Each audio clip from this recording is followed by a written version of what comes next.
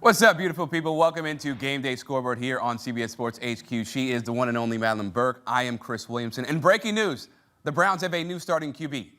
What else is new? Yeah, tell me a story I haven't heard before. Listen, Chris, a lot of things have changed over the last 30 years, right? We've now got Wi-Fi, the iPhone exists, K-pop is a thing.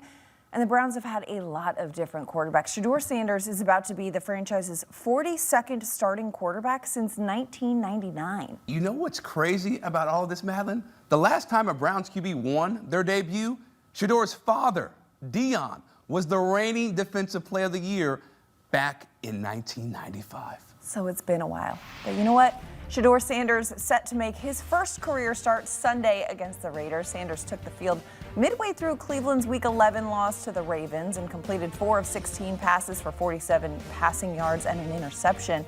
But will a full week of preparation as a starter bode better for the 2025 fifth-round pick? Now, he does sound confident heading into his first career start.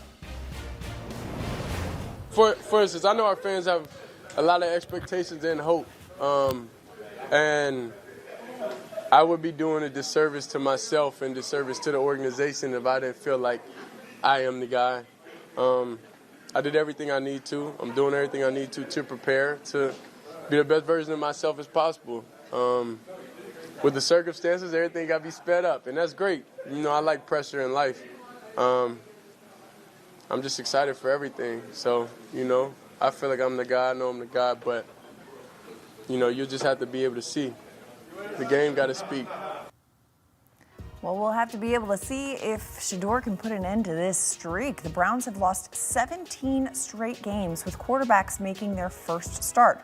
A long streak that also points to just how many quarterback changes this franchise has had over the years. The last Browns quarterback to win his first career start was Eric Zeier in 1995. For more, welcoming in CBS Sports NFL writers John Breech and Will Brinson. Guys, let's play a little game of buy or sell, starting with Shedeur Sanders. Brinson, buy or sell, Shedeur Sanders will lead the Browns to a win in his starting debut. I'm going to sell, Madeline, and also these 1995 stats. I mean, like, it's killing me here. I don't even have my driver's license yet. Although Breech had grandkids in '95, interestingly enough.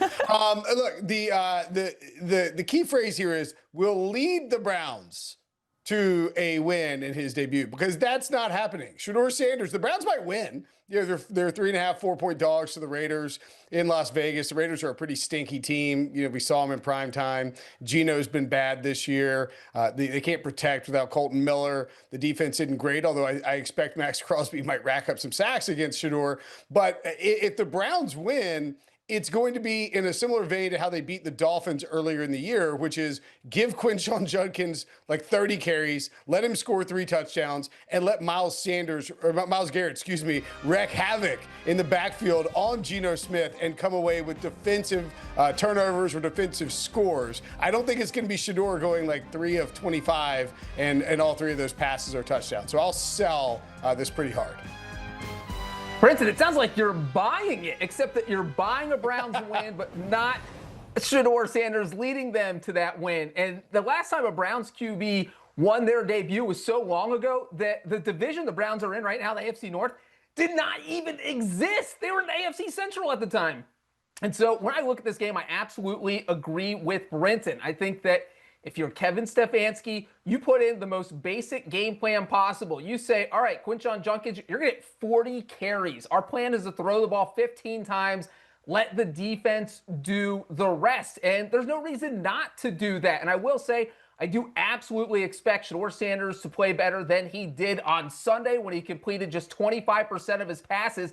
Because let's get in that time machine again. That was the worst debut we've seen from a QB since 1984. First QB to complete less than 25% of their passes. So it has been a long, long time. But he is going to get to take reps with the first team this week, which he has not gotten to do pretty much his whole career since he was drafted in April. So he should look a little more comfortable on Sunday. And as Brinson said, this is a bad Raiders team. So I think the Browns can win whether Shedeur plays good or bad. So does that count as leading them to a win? I think so. I mean, he'll be there, you know, he'll be there. He'll be a part of it. He could be leading the way.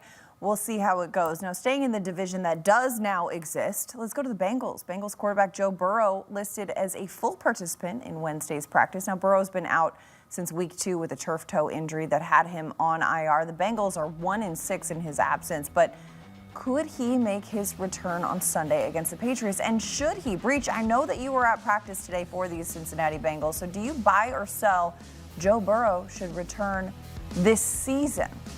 I am buying this season, but I don't think he should play on Sunday just because we're talking about a Bengals team that has 2 games in 5 days. They play the Patriots on Sunday. They play the Ravens on Thanksgiving. And I don't think you want to do that with your quarterback coming off of 2 months ago surgery, being pulled off injured reserve and forcing him to play 2 games in 5 days.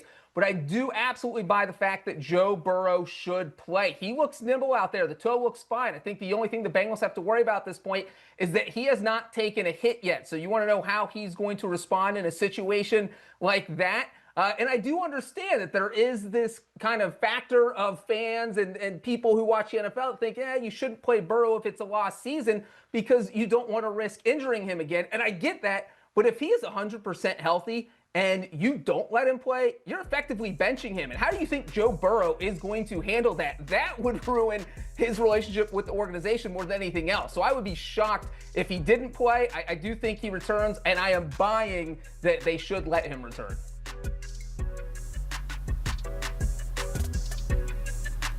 Brinson, what about you? What do you think on this one? Yeah, I'm buying it. I'm buying it all the way in. And I think we'll bring back Joe Burrow this week. Sorry, I'm having like 1995 tech difficulties over here.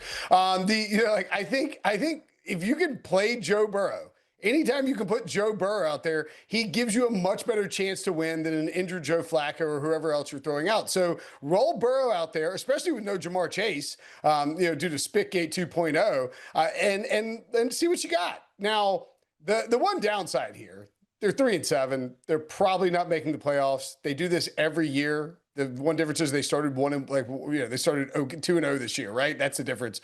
But if he injures himself further, then you have yourself in a real calamity for 2026. So that would be my concern. But you look at the numbers. Zach Taylor without Joe Burrow, 9-29 as the coach. So one, he needs him to get back out there to make sure his job's safe. And then 2, as Breech kind of alluded to, I'm not sure that Zach Taylor's the one making the calls here. I think it's up to Joe Burrow. So if he's buying it, I'm buying it. There you go. If he likes it, we love it, right? Let's go for it. Now, the Seahawks, they're 7-3 on the season, but they're coming off a 2-point loss to the Rams in Week 11, a game in which Sam Darnold threw 4 interceptions. After the game, Ernest Jones made it a point to have his quarterbacks back. Sam's been balling. Like, if we want to try to define Sam by this game or what, man, Sam's had us in every game. So for him to sit there and say, "Oh, that's my fault," no, it's not.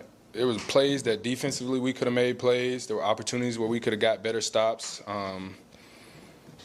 It's football, man. And he's our quarterback. We got his back, and you got anything to say, quite frankly. Gotta respect when your teammates are 10 toes down for you in that situation. But, it is such a what have you done for me lately league. So, Brinson, buy or sell, Sam Darnold is the Seahawks' fatal flaw. I mean, Maddie, I think you have to buy this, right? I mean, they win that game if Sam Darnold doesn't throw 4 picks. The defense, gave up 2 short touchdowns to the Rams, and MVP favorite Matthew Stafford, thank you very much, and the NFL's best team, the Rams, scored early, but then Seattle kept him in check. If Darnold doesn't throw those picks, they win the game. Now, there is part of it. If Darnold's forced to drop back that much, he's probably going to turn into that version of Sam Darnold. The Rams also have his number. They basically ran him out of Minnesota last year thanks to that playoff game, also the Week 18 game against the Lions.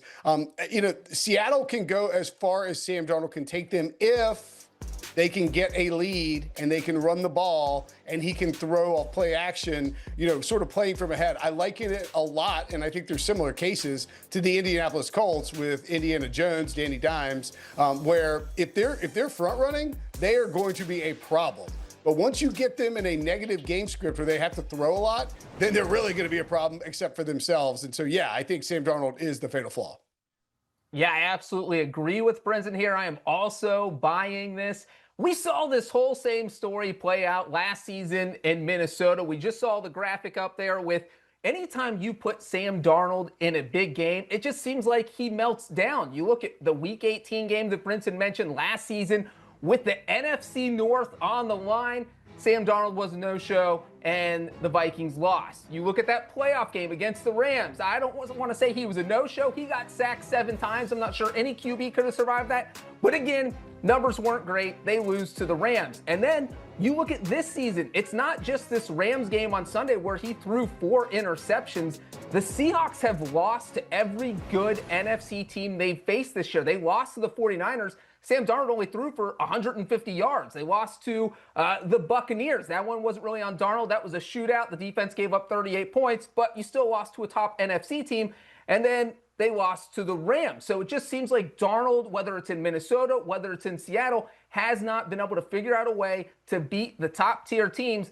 And it's pretty hard to win a Super Bowl if you can't beat the top tier team. So I am going to agree with Brinson here and buy Sam Darnold as the fatal flaw. Tough to see it because we've seen so many incredible performances from Sam Darnold so far this season. But like you guys mentioned, you know, in the big moments when it counts, what happens there, whether it's in Seattle or elsewhere.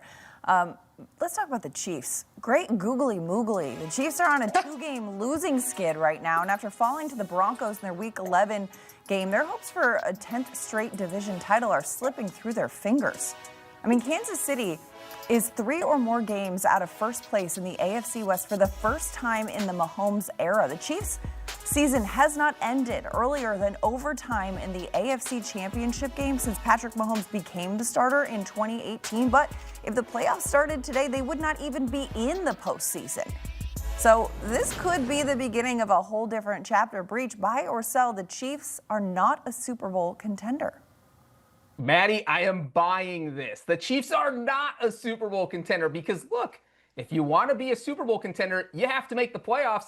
And I don't think the Chiefs are going to make the playoffs. If you look at the AFC playoff picture right now, look at the 3 wildcard spots. You have the Buffalo Bills, you have the Los Angeles Chargers, and then you have Jacksonville. Well, guess what? Kansas City has lost to all 3 of those teams. So now you don't even have the head-to-head tiebreaker, which is the first tiebreaker in that wildcard race against the 3 top wildcard teams. So that is an issue. They're 2-4 in the conference, which is the second tiebreaker. So you're going to lose that to almost anyone. That's also an issue. And also they have a tough schedule. They play the Colts this Sunday. And then when you look at who they've played this year, they've played 6 teams that currently have a winning record. They're 1-5 in those games, so they haven't been able to beat good teams. They haven't been able to win one-score games. They're 0-5. That's something they thrived at last year, was winning one-score games. They went 12-0 on their way to the Super Bowl last season. So the Chiefs just haven't been good in crunch time. They haven't been able to beat good teams, and it's all shocking because this never happens with Andy Reid and Patrick Mahomes. So I am buying the Chiefs as not a Super Bowl contender, and I'm sure Brinson's going to laugh at me, but I have to buy. This take is going to age worse than your reheated Chick-fil-A on Sunday, Breech. We know how you roll. And look, I mean, let's just go straight to the Vegas odds here. The Chiefs are plus 650 to win their division. That's an uphill battle, even for Patrick Mahomes and Andy Reid with the Broncos playing the way they are in the fourth quarter. But they are plus 550 to win the conference. And ipso facto, they are a Super Bowl contender based on the Vegas odds. Now, granted, that's giving a lot of leeway for Patrick Mahomes and Andy Reid. A different team that is sitting where they are sitting would not be plus 550 to win the AFC. But they have Patrick Mahomes and they have Andy Reid. They have, Rashee Rice back. They have Travis Kelce. They have Xavier Worthy, who hadn't really done a ton this year. I still think they're a sleeping giant, and they have a good defense, by the way. It's going to take them clicking and getting hot at the right time, but I think they're going to make the playoffs. They're minus 186 to get there, and when they do, someone is going to be severely hosed by securing a home playoff game and having to deal with the Chiefs coming to town in the first round, because that's an unfair break for any playoff team to get as a wild card. Not just your garden variety level of hosing. That is a severe hosing right there. Severe hosing. I can't tell you how many times I've heard, don't count out Patrick Mahomes, can't count out Patrick Mahomes. But again, you are only as good as your record, 5-5. If this is the end of the era of this dynasty, Don't cry because it's over. Smile because it happened. That's also true for this segment because that's a wrap for us right now. But Will Brinson, John Breech, thank you so much for the insight. We've got Week 12 action on CBS. It starts with 1 p.m. slate. That includes those Chiefs taking on Indiana Jones and the Colts. Then at 4 p.m., Shedeur Sanders makes his first NFL start in Las Vegas. The Jaguars taking on the Cardinals, who are one of just 3 teams the Jags haven't beaten in the last 20 seasons. You can catch all the action on CBS or Paramount Plus, and make sure to flip it right here to CBS Sports HQ for pre- and post-game coverage.